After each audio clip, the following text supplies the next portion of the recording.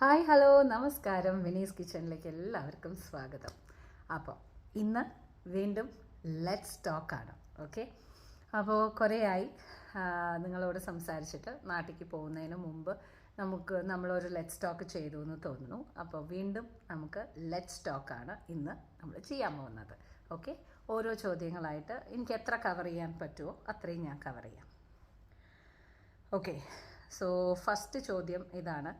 നാട്ടിലേക്ക് പെട്ടെന്നായിരുന്നോ തീരുമാനം ചേച്ചി? എന്തുകൊണ്ടാണ് പെട്ടെന്ന് ഒരാഴ്ച പോലും നിൽക്കാതെ പെട്ടെന്ന് തിരിച്ചു പോയത്? എന്തെങ്കിലും പ്രശ്നം, എന്തെങ്കിലും അസുഖം അങ്ങനെ വല്ലതും ഉണ്ടായിട്ടാണോ വന്നത്? എല്ലാവരും സുഖമായി ഇരിക്കുന്നു എന്ന് വീഡിയോയിൽ കണ്ടു, എന്നാലും ഒന്ന് അറിയാൻ വേണ്ടിയിട്ട് ചോദിക്കുകയാണ്. എല്ലാം ഓക്കെ അല്ലേ? ഓക്കെ, അപ്പോൾ എന്താണെന്ന് വെച്ചാൽ നമ്മൾ പെട്ടെന്ന് എടുത്ത തീരുമാനമൊക്കെ തന്നെയാണ് നാട്ടിലേക്ക് പെട്ടെന്ന് വരാമെന്നുള്ളത്. എന്താണെന്ന് വെച്ചാൽ ജൂണിൽ മനുവിൻ്റെ പരീക്ഷ കഴിഞ്ഞിട്ട് അവൻ ഓഗസ്റ്റിൽ യൂണിവേഴ്സിറ്റിയിലേക്ക് പഠിക്കാൻ പോകും. ഓക്കെ, സോ ബേസിക്കലി എന്താണ് പറയുക, ഓഗസ്റ്റ് 15 ആയിട്ട് നമ്മൾ എന്തായാലും എല്ലാവരും കൂടിയിട്ട് അവന് ഡെബ്രസൻ എന്ന് പറയുന്ന യൂണിവേഴ്സിറ്റിയിലാണ് കിട്ടിയിരിക്കുന്നത്, ബൂദാപെസ്റ്റ്. ഓക്കെ, അപ്പോൾ ഹംഗേറിയിലാണ് പോകുന്നത്. അപ്പോൾ മെഡിസിൻ ചെയ്യാനാണ് പോകുന്നത്. അപ്പോൾ അവന് ഓഗസ്റ്റ് 15 മുതൽ അവിടെ ക്രാഷ് കോഴ്സ് തുടങ്ങും. അപ്പോൾ നമ്മുടെ ഒരു പ്ലാൻ എന്താണെന്ന് വെച്ചാൽ ഓഗസ്റ്റ് 15 നമ്മൾ എല്ലാവരും കൂടിയിട്ട് അങ്ങോട്ട് പോവുക. അങ്ങോട്ട് പോയി കഴിഞ്ഞതിന് ശേഷം അവൻ്റെ കൂടെ ഇവിടെ ദുബായിൽ ഒരു 3 കുട്ടികൾക്കും കൂടി കിട്ടിയിട്ടുണ്ട്, ആൺകുട്ടികൾക്കും കൂടി കിട്ടിയിട്ടുണ്ട്. അപ്പോൾ അവരുടെ പാരൻസിൻ്റെ അടുത്ത് നമ്മൾ സംസാരിക്കുന്നുണ്ട്. അവർക്ക് എല്ലാവർക്കും ഓക്കെ ആണ് എന്നുണ്ടെന്നുണ്ടെങ്കിൽ ഈ കുട്ടികളെ എല്ലാവരെയും കൂടിയിട്ട് നമ്മളൊരു വീട് വാടകയ്ക്ക് എടുത്തിട്ട് നമ്മൾ അവരെ താമസിപ്പിക്കാം. എന്നിട്ട് നമ്മൾ അവരെയൊക്കെ ഒന്ന് സെറ്റിൽ ചെയ്തിട്ട് വരാം. ഓഗസ്റ്റ് 30 കൂടിയിട്ട് അവന് മെയിൻ ആയിട്ടുള്ള ക്ലാസ്സസ് തുടങ്ങുകയാണ്. അപ്പോൾ ഈ 15 ഡേയ്സിൻ്റെ കോഴ്സ് എന്താണെന്ന് വെച്ചാൽ ഹംഗേറിയൻ ലാംഗ്വേജും എല്ലാം പഠിപ്പിക്കുകയാണ് അവർ. അപ്പോൾ അതിന് വേണ്ടിയിട്ടാണ്. അപ്പോൾ നമ്മുടെ പ്ലാൻ ഓഗസ്റ്റിൽ അങ്ങോട്ട് പോകണം എന്നുള്ളതാണ്. അപ്പോൾ ജൂലൈ ഓഗസ്റ്റിൽ നമുക്ക് നാട്ടിലേക്ക് വരാൻ പറ്റില്ല. പിന്നെ എൻ്റെ ഒരു ആഗ്രഹപ്രകാരം എന്തായിരുന്നു എന്ന് വെച്ചാൽ ബേസിക്കലി നമ്മളെല്ലാവരും കൂടി നാട്ടിലേക്ക് വരണം. നാട്ടിലേക്ക് വന്നിട്ട് എല്ലാവരെയും കാണണം, എല്ലാവരുടെയും അനുഗ്രഹം അവൻ വാങ്ങിക്കണം. അതുമാത്രമല്ല എന്താണ് പറയുക, എല്ലാ അമ്പലങ്ങളിലേക്കും നമ്മൾ കൊണ്ടുപോയി തൊഴിയിക്കണം എന്നുള്ളതൊക്കെ ആയിരുന്നു. സോ അങ്ങനെയാണ് നമ്മൾ വിചാരിച്ചുകൊണ്ടിരുന്നത്. അപ്പോൾ ഈ ഒരു റമദാൻ്റെ ബ്രേക്ക് കിട്ടിയപ്പോൾ ലീവൊന്നും ഉണ്ടായിരുന്നില്ല, എന്നാൽ കൂടിയിട്ട് അഡ്ജസ്റ്റ് ചെയ്തിട്ട് നമുക്ക് വരാം. അപ്പോൾ കണ്ണേട്ടനും മക്കൾക്കും എല്ലാവർക്കും ലീവ് കിട്ടി. അപ്പം ഞാൻ വിചാരിച്ചു എന്നാൽ പിന്നെ എൻ്റെ മാത്രമല്ലേ കണക്കാക്കേണ്ട ആവശ്യമുള്ളൂ, അപ്പം ഞാൻ എന്തായാലും ലീവ് എടുക്കാമെന്നും പറഞ്ഞിട്ട് ഞാൻ ആ ഷെഡ്യൂളിൽ മുഴുവൻ ഈവൻസൊക്കെ കുറച്ച് ക്യാൻസൽ ചെയ്യേണ്ടി വന്നു. അതെല്ലാം ഒന്ന് ക്യാൻസൽ ചെയ്തിട്ട് ഞാനും കൂടി വന്നു. നേരത്തെ തന്നെ വിചാരിക്കാതെ നമ്മൾ നാട്ടിലേക്ക് വന്നത്. എല്ലാവരും സുഖമായിരിക്കണു, കുഴപ്പമൊന്നുമില്ല. എല്ലാവരും ആരോഗ്യത്തോടു കൂടിയിട്ടിരിക്കണു. ഇപ്പോൾ വരയ്ക്കും വലിയ കുഴപ്പമൊന്നും കാണാനില്ല. എല്ലാം മെഡിക്കൽ ചെക്കപ്പും കാര്യങ്ങളൊക്കെ ആയിട്ട് 2 വീട്ടിലും സുഖമായിരിക്കണു. പിന്നെ വലിയച്ഛന്മാരെയും അമ്മാവന്മാരെയും എല്ലാവരെയും പോയി കണ്ടു. എല്ലാവരുടെയും അനുഗ്രഹം മനു വാങ്ങിച്ചു. പിന്നെ എല്ലാ അമ്പലങ്ങളിലേക്കും പോയി തൊഴുതു. പിന്നെ നമ്മൾ എക്സ്റ്റെൻഡ് ചെയ്യാൻ നോക്കി, കുറച്ചും കൂടി ഒന്ന് എക്സ്റ്റെൻഡ് ചെയ്യാൻ നോക്കി. എന്ന് വെച്ചാൽ 7-ാം തീയതിയാണ് അവരുടെ സ്കൂൾ തുറക്കുന്നത്. അപ്പം നമ്മളൊന്ന് എക്സ്റ്റെൻഡ് ചെയ്യാം എന്ന് വിചാരിച്ചു. പക്ഷേ കിട്ടിയില്ല, ടിക്കറ്റ് കിട്ടിയില്ല. പിന്നെ ഉള്ളത് 7-ാം തീയതിക്കാണ്. അപ്പോൾ 7-ാം തീയതി എന്ന് പറഞ്ഞു കഴിഞ്ഞാൽ സ്കൂൾ ഓൾറെഡി തുറക്കും. അപ്പോൾ എന്തിനാ വെറുതെ ക്ലാസ് കളയണം എന്ന് വിചാരിച്ചിട്ട് നമ്മൾ 31-ാം തീയതി തന്നെ തിരിച്ചു വരികയാണ് ചെയ്തത്. സോ ഇതാണ് നമ്മൾ പെട്ടെന്ന് നാട്ടിലേക്ക് വരാനും പെട്ടെന്ന് നാട്ടിൽ നിന്ന് ഇങ്ങോട്ട് പോരാനും ഉള്ള കാരണം. നമ്മുടെ കയ്യിൽ ആകെ ഉണ്ടായിരുന്നത് ഒരു 22 നമ്മളവിടെ എത്തി, 31 നമ്മൾ തിരിച്ചു വന്നു. അപ്പോൾ അങ്ങനെയാണ് സംഭവം ഉണ്ടായിരുന്നത്. സോ അതല്ലാതെ എമർജൻസി അങ്ങനെയുള്ള ഒരു സംഭവമൊന്നും ഈശ്വരൻ സഹായിച്ചിട്ട് ഉണ്ടായില്ല. സോ അതാണ്. ഓക്കെ, അടുത്തത് ഒരു ചോദ്യം ചോദിച്ചിരിക്കുന്നത് എന്താണെന്ന് വെച്ചാൽ പേര് പറഞ്ഞോളൂ എന്ന് പറഞ്ഞിട്ടുണ്ട്. ശ്വേത എന്നാണ് പേര് കേട്ടോളൂ. അപ്പോൾ ശ്വേത ബാംഗ്ലൂരിൽ നിന്നാണ് എഴുതിയിരിക്കുന്നത്. ബാംഗ്ലൂരിൽ നിന്ന് ശ്വേത ചോദിച്ചിരിക്കുന്ന കാര്യം എന്താണെന്ന് വെച്ചാൽ, വിൻചേച്ചി, ഞാൻ ഈ ഒരു കാര്യം വളരെ വിഷമത്തോടു കൂടിയിട്ടാണ് എഴുതുന്നത്. ഈ ഒരു കാര്യം എന്താണെന്ന് വെച്ചാൽ ഞാൻ ഒരു മോളാണ്. ഈ ഒരു മോളാവുന്നതിൻ്റെ കാരണം കൊണ്ട്, ഇല്ലെങ്കിൽ ഒരു കുട്ടി ആവുന്നതിൻ്റെ കാരണം കൊണ്ട് എനിക്ക് ഡിസഡ്വാൻറ്റേജസും അഡ്വാൻറ്റേജസും ഉണ്ട്. പക്ഷേ കല്യാണം കഴിഞ്ഞതിന് ശേഷം എനിക്ക് കോപ്പ് ചെയ്യാൻ പറ്റുന്നില്ല. മൂപ്പരുടെ വീട്ടിലാണെങ്കിൽ ഒരുപാട് ഫാമിലി മെമ്പേഴ്സ് ഉള്ള വീട്ടിലേക്കാണ് ഞാൻ കല്യാണം കഴിഞ്ഞ് വന്നത്. പക്ഷേ നമ്മൾ ബാംഗ്ലൂരിൽ നമ്മൾ ഇൻഡിവിജ്വലായിട്ട് താമസിക്കുന്നു. എന്നാൽ കൂടിയിട്ട് എനിക്ക് ഒറ്റയ്ക്ക് വളർന്നതുകൊണ്ട് എനിക്ക് ഒരുപാട് കാര്യങ്ങൾ പറ്റുന്നില്ല. അഡ്ജസ്റ്റ് ചെയ്യാൻ പറ്റുന്നില്ല, അമ്മയുടെ അടുത്ത് സംസാരിക്കാതെ ഇരിക്കാൻ പറ്റുന്നില്ല. എൻ്റെ കാര്യങ്ങളെല്ലാം തന്നെ അമ്മ ഇൻവോൾവ് ആവുന്നുണ്ട്. അമ്മയെ ഇൻവോൾവ് ആക്കാതെ എനിക്കൊരു കാര്യം ചെയ്യാൻ പറ്റുന്നില്ല. പക്ഷേ ഈ ഒരു ഡിസഡ്വാൻറ്റേജോട് കൂടിയിട്ട് ഞാൻ എങ്ങനെ മുന്നോട്ടേക്ക് പോകുമെന്നറിയില്ല. ബിക്കോസ് ഞാനും ഹസ്ബൻഡും ഇപ്പോൾ കല്യാണം കഴിഞ്ഞതിന് ശേഷവും ഞങ്ങൾക്ക് ഈ ഒരു കാര്യം പറഞ്ഞിട്ട് ഭയങ്കര പ്രശ്നം വന്നുകൊണ്ടിരിക്കുന്നു. എന്താണ്, വിൻചേച്ചിയും ഒരു മോളായിട്ട് വളർന്നതല്ലേ, എങ്ങനെയാണ് ഫാമിലി ലൈഫിൽ മുന്നോട്ടേക്ക് പോകുമ്പോൾ പ്രശ്നങ്ങൾ ഉണ്ടായിരുന്നോ, എങ്ങനെ അഡ്ജസ്റ്റ് ചെയ്യുന്നു എന്നെല്ലാം ഒരു നല്ല ചോദ്യമാണ്. ബേസിക്കലി പ്രശ്നം എന്താണെന്ന് വെച്ചാൽ ഈ ഒറ്റയ്ക്കും തന്നയ്ക്കും വളരുക എന്ന് പറയുന്നതിൻ്റെ മെയിനായിട്ടുള്ളൊരു കാര്യം എന്താണെന്ന് വെച്ചാൽ ആദ്യമൊക്കെ നല്ല സുഖമാണ്. ഓക്കെ, ആദ്യമൊക്കെ എന്താ പറയുക, നമ്മൾക്ക് മാത്രം, നമ്മളെ ആരും ഒന്നും പറയാനില്ല, നമ്മളെടുത്തത് നമ്മൾ വെച്ചത്, അതേമാതിരി തന്നെ റിമോട്ടിനോ ഒന്നിനും ചണ്ടിയില്ല, വീട്ടിൽ പ്രശ്നങ്ങളില്ല, ഒന്നുമില്ല. എല്ലാ കാര്യത്തിനും അച്ഛനും അമ്മയുടെ അടുത്ത് മാത്രം സംസാരിക്കുക, അവരുടെ സ്നേഹം മുഴുവൻ നമുക്ക്, അങ്ങനെയുള്ളൊരു രീതിയിലാണ് കാര്യങ്ങൾ. പക്ഷേ ഒരു സ്റ്റേജ് വരുന്ന സമയത്ത് നമ്മളെ സംബന്ധിച്ചിടത്തോളം അവിടെ അച്ഛനും അമ്മയുടെ അടുത്തും സംസാരിക്കുന്നതിനെക്കാട്ടിലും കൂടുതൽ നമുക്ക് കൂടെപ്പിറപ്പ് ഒരാൾ വേണം എന്ന് ഒരു തോന്നൽ വരുന്ന ഒരു നിമിഷമുണ്ട്. അത് ഈ ഒറ്റയ്ക്ക് ജീവിച്ച എല്ലാവർക്കുമുള്ള കാര്യം തന്നെയാണ്. ഞാൻ എങ്ങനെയാണോ എന്താണോ എക്സ്പീരിയൻസ് ചെയ്തത് ഞാൻ പറയാം. ഒരു സ്റ്റേജ് വരുന്ന സമയത്ത് നമുക്ക് എല്ലാ കാര്യങ്ങളും നമ്മൾ അമ്മയുടെ അടുത്ത് ഷെയർ ചെയ്യാൻ പറ്റുന്ന ആ ഒരു ലെവൽ മാറും. അപ്പോൾ അമ്മയുടെ അടുത്ത് ഷെയർ ചെയ്യാൻ ഉണ്ടാവില്ല, പക്ഷെ നമുക്ക് വേറെ ആരെങ്കിലും വേണം എന്നുള്ളതുണ്ടാവും. പക്ഷേ എന്നെമാതിരി ഒരു ക്യാരക്ടറിൽ എനിക്കൊരു എന്താ പറയുക, I have A very close friend എന്നൊന്നും പറയാൻ എനിക്കില്ല, ആരും തന്നെയില്ല, ഇപ്പോഴും ഇല്ല. ഇപ്പോൾ ഫോർ എക്സാമ്പിൾ കണ്ണേട്ടനൊക്കെ നാട്ടിൽ പോയി കഴിഞ്ഞിട്ടുണ്ടെന്നുണ്ടെങ്കിൽ അവരുടെ സ്കൂൾ ഫ്രണ്ട്സിൻ്റെ കൂടെ ഇപ്പോഴും മെയിൻറ്റെയിൻ ചെയ്തിട്ട് ആ സ്കൂൾ ഫ്രണ്ട്സിൻ്റെ കൂടെയൊക്കെ പോകുന്നുണ്ട്. എനിക്കങ്ങനെ ആരും തന്നെയില്ല. എനിക്ക് അങ്ങനെ ഒരു കൂട്ടുകാർ എന്ന് പറയത്തക്ക രീതിയിൽ എനിക്ക് ക്ലോസ് ഫ്രണ്ട്സ് ഒന്നും പറയാൻ ആരും തന്നെയില്ല.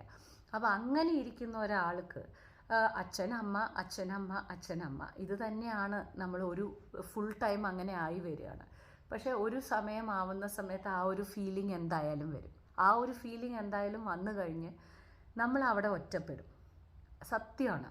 ആ ഒറ്റപ്പെടൽ, ആ ഒരു വിഷമം, ആ ഒരു നേരിടൽ, എങ്ങനെയാണ് ബാക്കിയുള്ള രീതിയിൽ നമുക്ക് വിഷമിച്ച് നമ്മൾ ഇരുന്ന നിമിഷങ്ങൾ, ഇതെല്ലാം എൻ്റെ ജീവിതത്തിലും ഉണ്ടായിട്ടുണ്ട്, ഇപ്പോഴുമുണ്ട്. ഇപ്പോഴാണ് കുറച്ചും കൂടി കൂടുതൽ എന്ന് വേണമെങ്കിൽ പറയാം. എന്താ കാരണം എന്ന് വെച്ചാൽ എന്താ പറയുക, ആ സമയങ്ങളിൽ ഓക്കെ, അത് കഴിഞ്ഞതിന് ശേഷം പിന്നെ കല്യാണം കഴിഞ്ഞ് ആ കല്യാണം കഴിഞ്ഞ് വന്ന വീട്ടിലേക്ക് എന്താ ഞാൻ കാണുന്നത്, 2 ബ്രദേഴ്സോട് കൂടിയിട്ട്, കണ്ണേട്ടൻ മൂത്ത ആളാണ്, 2 ബ്രദേഴ്സോട് കൂടിയിട്ട് ഞാൻ അവരെ കാണുമ്പോൾ എനിക്ക് ഭയങ്കര സന്തോഷമാണ്. അപ്പോഴ നമുക്ക് ഉള്ളിൻ്റെ ഉള്ളിലൊരു ചെറിയ വിങ്ങൽ വരും. ബിക്കോസ് കണ്ണേട്ടൻ്റെ 2 ബ്രദേഴ്സിൻ്റെ വൈഫിനും അവർക്കൊക്കെ ഒരാൾക്ക് സിസ്റ്ററുണ്ട്, ഒരാൾക്ക് ബ്രദറുണ്ട്. ഞാൻ ഒരാൾ മാത്രമാണ് ആരും ഇല്ലാണ്ട് ഉള്ളത്. സോ അവരൊക്കെ വന്നിട്ട് അവൻ വരുന്നു, അല്ലെങ്കിൽ അവൾ വരുന്നു, അവളുടെ വീട്ടിലേക്ക് പോകണു എന്നൊക്കെ പറയുമ്പോൾ നമുക്ക് മാത്രം ആരും ഉണ്ടാവില്ല. അതേമാതിരി എൻ്റെ വീട്ടിലാണെങ്കിലും ഞാൻ വരുന്നതും ഞാനുള്ളതും മാത്രമേ അവർക്കുള്ളൂ. ഞാൻ പോയാൽ കഴിഞ്ഞു. വേറെ ഒരു ആൾ വരുന്നുണ്ട്. ഇപ്പോൾ ഫോർ എക്സാമ്പിൾ ഇപ്പോൾ കണ്ണേട്ടൻ്റെ അമ്മയ്ക്ക് എന്ന് പറഞ്ഞു കഴിഞ്ഞിട്ടുണ്ടെങ്കിൽ കണ്ണേട്ടൻ വന്നു പോകും, അത് കഴിഞ്ഞാൽ മണിക്കൂട്ടൻ വരും, അത് കഴിഞ്ഞാൽ രതീഷ് വരും. സോ ആരെങ്കിലും ഒരാൾ വരാൻ ഇല്ലെങ്കിൽ വേറൊരാൾ വിളിക്കാൻ എന്നുള്ള രീതിയിലുണ്ടല്ലോ. നമ്മുടെ വീട്ടിൽ അങ്ങനെയൊന്നുമില്ല. ഞാൻ വിളിച്ചിട്ടില്ലെങ്കിൽ അന്നത്തെ ദിവസം അവർക്ക് വേറൊരു കോളില്ല. അപ്പോൾ എനിക്കും അതേപോലെ തന്നെയാണ്. എൻ്റെ ഫോണിൽ നോക്കുകയാണെന്നുണ്ടെങ്കിൽ എല്ലാ ദിവസവും അമ്മ അച്ഛൻ, അതല്ലാതെ വേറൊരാൾ എന്ന് പറയത്തക്ക രീതിയിൽ വേറെ ആരുമില്ല. അപ്പോൾ ആ ഒറ്റപ്പെടൽ എന്നുള്ളത് ഞാൻ എന്താ ചെയ്തതെന്ന് വെച്ചാൽ, ഞാൻ അവിടെ ആൺകുട്ടിയായിട്ടും പെൺകുട്ടിയായിട്ടും ഉള്ള ഡിസിഷൻസ് എടുക്കാനുള്ള രീതിയിൽ ഞാൻ മാറി. ഒരാൺകുട്ടിയുടെ സ്ഥാനത്ത് നിന്നിട്ട് എന്ത് ഡിസിഷൻ എടുക്കണം ആ ഒരു ഡിസിഷൻ എടുക്കണം ആ സമയത്ത്. പെൺകുട്ടികളുടെ സ്ഥാനത്ത് നിന്നിട്ട് എന്ത് ചെയ്യണം ആ ഒരു സമയത്ത് അത് ചെയ്യണം. അങ്ങനെ ഒരു രീതിയിലേക്ക് എന്നെ തന്നെ ഞാൻ മാറ്റിയിട്ടുണ്ടായിരുന്നു. പിന്നെ ഒരു കാര്യമുള്ളത് എന്താ വെച്ചാൽ, ആ ഒറ്റയ്ക്കും തന്നയ്ക്കും വളർന്നിട്ടുള്ള ആ ഒരു വിഷമം, അതായത് എന്താണ് പറയുക, ആരും ഇല്ലല്ലോ എന്നുള്ളൊരു ഫീലിങ്ങോട് കൂടിയിട്ടുള്ളത് ഞാൻ തീർത്തത് എൻ്റെ മക്കളിലൂടെയാണ്. അതായത് വിഷമിച്ചിരുന്നിട്ട് ഇനിയിപ്പോൾ ഒന്നും ചെയ്യാൻ പറ്റില്ല, ഓക്കെ, വെറുതെ അമ്മയുടെ അടുത്തും അച്ഛൻ്റെ അടുത്തും കാര്യങ്ങൾ പറഞ്ഞ് വയസ്സായിട്ടുള്ളവരുടെ, പിന്നെ ഇതിൽ ശ്വേത പറഞ്ഞ മാതിരി അമ്മ ഇൻവോൾവ് ആവണു എന്ന് പറഞ്ഞത്, ഒരുപാട് ആൾക്കാരുടെ ലൈഫിൽ ഞാൻ കണ്ടിരിക്കുന്ന കാര്യം അതാണ്. ഈ തുമ്മിയതും അങ്ങോട്ട് പോയതും ഇങ്ങോട്ട് പോയതും 4 വട്ടം ബാത്റൂം പോയതും ഒക്കെ നിങ്ങൾക്ക് നിങ്ങളുടെ അമ്മയുടെ അടുത്ത് പറയണം. എന്തിനാണ് എന്നാണ് എൻ്റെ ചോദ്യം. വേണം, ആവശ്യത്തിന് വേണം. എല്ലാ കാര്യവും നമ്മൾ ഷെയർ ചെയ്യണം. എല്ലാ കാര്യവും നമ്മൾ അമ്മയുടെ അടുത്തും അച്ഛൻ്റെ അടുത്തും പറയണം. പക്ഷേ ഇങ്ങനെ നമ്മുടെ ഫാമിലി ലൈഫിലെ അവരിങ്ങോട്ട് ഇൻവോൾവ് ആവുന്നത് അമ്മയും മനസ്സിലാക്കേണ്ട ഒരു കാര്യമാണ്. അങ്ങനെയൊന്നും ചെയ്തുകൂടാ എന്നുള്ളത് നമ്മളും മനസ്സിലാക്കേണ്ട ഒരു കാര്യമാണ്. നമ്മൾ എന്തിനാണ് എല്ലാ കാര്യങ്ങളും പോയിട്ട് പറയേണ്ടത്? നിങ്ങൾക്കൊരു പ്രായമായി, നിങ്ങൾക്കൊരു പക്വത വന്നു, എന്നിട്ട് നിങ്ങളെ കല്യാണം കഴിച്ച് കൊടുത്തു എന്നുണ്ടെങ്കിൽ അതുകൊണ്ട് തന്നെയാണ് നിങ്ങളുടെ ഫാമിലി ലൈഫിൽ പ്രോബ്ലം വരുന്നത്. അത് ഏതൊരാൾക്കും ഇതിപ്പോൾ ഇതേ തന്നെ റിവേഴ്സായിട്ടൊന്ന് ചിന്തിക്കുക. ഹസ്ബൻഡിൻ്റെ അമ്മയാണ് ഇങ്ങനെ ഇൻവോൾവ് ചെയ്തുകൊണ്ടിരിക്കണമെന്നുണ്ടെങ്കിൽ നിങ്ങൾക്ക് ദേഷ്യം വരില്ലേ? അതേപോലെ തന്നെയാണ് ആ മൂപ്പർക്കും ദേഷ്യം വരും. അപ്പോൾ ആ ഒരു കാര്യത്തിൽ എന്താണെന്ന് വെച്ചാൽ നമ്മൾക്ക് പറയേണ്ടത് അമ്മയും വിചാരിക്കണം ഞാൻ അങ്ങനെയാണ്. ഞാൻ ഒരിക്കലും എൻ്റെ ഫാമിലി ലൈഫിൻ്റെ എൻ്റെ കുടുംബത്തിൻ്റെ കാര്യങ്ങളിൽ അച്ഛൻ്റെ അടുത്തും അമ്മയുടെ അടുത്തും കംപ്ലീറ്റ് ഡിസ്കഷൻസ് നമ്മൾ ചെയ്യുമെങ്കിലും അവരുടെ അടുത്ത് എല്ലാ കാര്യങ്ങളും നമ്മൾ പറയുമെന്നുണ്ടെങ്കിലും ആ ഒരു ഇൻവോൾവ് ചെയ്തിട്ട് ഭയങ്കരമായിട്ട് നമ്മളെ മാനിപ്പുലേറ്റ് ചെയ്തിട്ട് അമ്മ പറയുന്ന പോലെ നടക്കൂ നോ, അത് നിങ്ങളുടെ ലൈഫ് സ്പോയിൽ ചെയ്യാണ്. ഇപ്പോൾ നോക്കൂ, ഇപ്പോൾ ഇങ്ങനെ ഒരു സങ്കട അവസ്ഥയിൽ വന്ന് നിൽക്കാനുള്ള കാരണം എന്താ? എന്ത് കാരണം കൊണ്ടാ? നിങ്ങൾ പറയേണ്ട രീതിയിൽ പറയാത്തതുകൊണ്ട്. ഇല്ല അമ്മ ഞാൻ നോക്കിക്കോളാം, ഞാൻ നോക്കട്ടെ. ഇല്ലെങ്കിൽ മൂപ്പർക്ക് അത് ഇഷ്ടമായിട്ടില്ല എന്നുണ്ടെന്നുണ്ടെങ്കിൽ എല്ലാ കാര്യങ്ങളും പറയാൻ നിൽക്കണ്ട. അപ്പോൾ ഞാൻ എൻ്റെ ഒരു ഇതിൽ ഞാൻ എന്താ മനസ്സിലാക്കിയെന്ന് വെച്ചാൽ കൂടപ്പറപ്പില്ല എന്ന് പറഞ്ഞ് നമ്മൾ വിഷമിച്ചിരിക്കുന്നതിനെക്കാട്ടിലും ഇപ്പോൾ ശ്വേതയ്ക്ക് കല്യാണം കഴിഞ്ഞു. അപ്പോൾ കല്യാണം കഴിഞ്ഞിട്ടുണ്ടെന്നുണ്ടെന്നുണ്ടെങ്കിൽ മക്കളാവട്ടെ, എത്രയും വേഗം നല്ല ഗുഡ് ന്യൂസൊക്കെ ഉണ്ടാവട്ടെ. അപ്പോൾ അതിലൂടെ വിഷമങ്ങൾ തീർക്കുക. ഞാൻ സത്യം അങ്ങനെ ചെയ്തത്. ഞാൻ വളരെ സ്ട്രിക്റ്റ് ആയിരുന്നു. ഞാൻ കണ്ണേട്ടനോട് ഫസ്റ്റ് തിങ് തന്നെ പറഞ്ഞൊരു കാര്യമാണ്, നമുക്ക് ഒരു കുട്ടിയായിരിക്കില്ല. ഞാനോ അങ്ങനെ വളർന്നു. എൻ്റെ കുട്ടികൾ എനിക്ക് എന്തായാലും ഒരു തുണയില്ലാതെ വളരില്ല. എന്താ കാര്യം വെച്ചാൽ നമ്മളതിൽ എഫക്റ്റായി നമ്മൾ എന്തൊക്കെ ഒരു കാര്യത്തിലൂടെ നമ്മൾ പോയി എന്നുള്ളത് നമുക്കറിയാം. നമ്മുടെ കുട്ടിക്കും അത് വരാൻ പാടില്ല. അതുകൊണ്ട് തന്നെ ഞാൻ മനുവിനൊരു തുണ വേണം എന്നുള്ളത് ഡിസൈഡഡ് ആയിരുന്നു. അതിലെന്തൊക്കെ കോംപ്ലിക്കേഷൻസ് വന്നാലും അത് ഞാൻ നേരിടും എന്നുള്ളത് തന്നെയായിരുന്നു. ഞാൻ അതിന് കോംപ്ലിക്കേഷൻസ് ഒന്നും ഇല്ലാണ്ടല്ല എൻ്റെ ഡെലിവറി ഉണ്ടായിരുന്നത്. അത് എൻ്റെ ഡെലിവറിയുടെ സെഗ്മെൻറ്റ് കണ്ട ആൾക്കാർക്ക് അറിയാം ഞാൻ എത്രമാത്രം കഷ്ടപ്പെട്ടിട്ടാണ് 2 കുട്ടികളുണ്ടായത് എന്നുള്ളത്. സോ ഞാനത് വളരെ സ്ട്രിക്റ്റ് ആയിരുന്നു. അതുകൊണ്ട് തന്നെ മനുവും കിച്ചുവിൻ്റെയും ബോണ്ട് കാണുന്ന സമയത്ത് എനിക്ക് എന്താണോ കിട്ടാതെ പോയ ഭാഗ്യം അത് ഞാൻ അവരിലൂടെ കണ്ട് സന്തോഷിക്കുന്നു. That's it. സോ ശ്വേത, എനിക്കിവിടെ ശ്വേതയുടെ അടുത്ത് പറയാനുള്ളത് എന്താണെന്ന് വെച്ചാൽ you have to change. Okay, അത് അമ്മയും പറഞ്ഞ് മനസ്സിലാക്കണം. ശ്വേത അമ്മയുടെ അടുത്ത് പറഞ്ഞാൽ വിഷമം വരില്ല. നേരെ മറിച്ച് ശ്വേതയുടെ ഹസ്ബൻഡ് അമ്മയുടെ അടുത്ത് പറയാൻ ഇട വന്നു കഴിഞ്ഞിട്ടുണ്ടെങ്കിൽ അത് പ്രശ്നം വേറെ പോലെയാവും. സോ ഇറ്റ് ഈസ് ബെറ്റർ എന്താണെന്ന് വെച്ചാൽ ശ്വേത തന്നെ അതിനെ മനസ്സിലാക്കി അത് ശ്വേത തന്നെ ഏത് ബോർഡർ ലൈനിൽ എന്ത് എന്നുള്ള രീതിയിൽ സംസാരിക്കാൻ പഠിക്കണം. ഒരുപാട് പെൺകുട്ടികൾ അത് ചെയ്യാറില്ല. അത് ഒരുപാട് പെൺകുട്ടികൾ അങ്ങനെ തന്നെയാണ് വിഷമം വിചാരിച്ചുകൊണ്ട് എല്ലാ കാര്യങ്ങളും പോയി പറഞ്ഞ് അവരിങ്ങോട്ട് ഇൻവോൾവ് ചെയ്ത് നിങ്ങൾ അങ്ങോട്ട് പോയി ഇൻവോൾവ് ആയി. Let them take the decision. നിങ്ങൾ കല്യാണം കഴിച്ചു കൊടുത്തു, അവർക്ക് തീരുമാനം എടുക്കാൻ അവർ പഠിക്കണമല്ലോ. അവർ പഠിക്കണ്ടേ? പഠിക്കാണ്ടിരുന്ന് കഴിഞ്ഞിട്ടുണ്ടെന്നുണ്ടെങ്കിൽ എങ്ങനെയാണ് അത് ശരിയാവുക? നിങ്ങളുടെ അടുത്ത് വന്ന് അഭിപ്രായം ചോദിക്കുകയാണെന്നുണ്ടെങ്കിൽ അഭിപ്രായം ചോദിക്കുന്ന സമയത്ത് അഭിപ്രായത്തോട് കൂടിയിട്ട് നിർത്തൂ. ആ അഭിപ്രായം നിങ്ങൾ അതേ ചെയ്യാൻ പാടുള്ളൂ എന്ന് പറയുന്ന സമയത്താണ് അവരുടെ ഫാമിലി ലൈഫിൽ പ്രശ്നം വരുന്നത്. നിങ്ങൾ കാരണം കൊണ്ട് നിങ്ങളുടെ മക്കളുടെ ഫാമിലി ലൈഫിൽ പ്രശ്നം വരുന്നത് നിങ്ങൾക്ക് ഒരിക്കലും ഇഷ്ടാവില്ല എന്നുണ്ടെന്നുണ്ടെങ്കിൽ നിങ്ങളും സ്റ്റെപ്പ് ബാക്ക് ചെയ്യണം. അതേമാതിരി തന്നെയാണ് മക്കളും ചെയ്യേണ്ടത്. ചില കാര്യങ്ങൾ നമ്മൾ പറയുന്ന സമയത്ത് വൈഫിനോടും ഇല്ലെങ്കിൽ ഹസ്ബൻഡിനോടും ഒക്കെ സംസാരിച്ച് നമ്മൾ ഒരു തീരുമാനം എടുക്കണമെന്നുണ്ടെങ്കിൽ ആ തീരുമാനം എടുക്കാൻ നമ്മൾ പഠിക്കണം. ഇപ്പോൾ ഈ ഒരു ഫാമിലി ലൈഫിൻ്റെ ഒരു ഇഷ്യൂ ആയി ആ വീട്ടിൽ എന്തുമാത്രം പ്രശ്നങ്ങൾ നടക്കുന്നുണ്ടാവും ഇല്ലേ? ആ പ്രശ്നത്തോട് കൂടിയിട്ട് ഇനിയും മുന്നോട്ടേക്ക് ഒരുപാട് കാര്യങ്ങൾ ഇപ്പോൾ കല്യാണം കഴിഞ്ഞിട്ടേ ഉള്ളൂ. അതുകൊണ്ട് ഒരു കുട്ടി എന്നുള്ള നിലയിൽ ഉണ്ടാവുന്ന പ്രോബ്ലംസ് അല്ല, ഒരു കുട്ടി ആയിട്ട് വളരുന്ന സമയത്ത് അത് കണ്ടുവരുന്ന ഒരു കാര്യമാണ്, മെയിനായിട്ട് കണ്ടുവരുന്ന ഒരു കാര്യമാണ്. സോ അതുകൊണ്ട് എൻ്റെ ഒരു അഭിപ്രായത്തിൽ ഞാൻ ഇങ്ങനെയാണ് ചെയ്യാറുള്ളത്. എൻ്റെ ഹാപ്പിനെസ് ഞാൻ കണ്ടെത്തിയത് എൻ്റെ മക്കളിലൂടെയാണ്.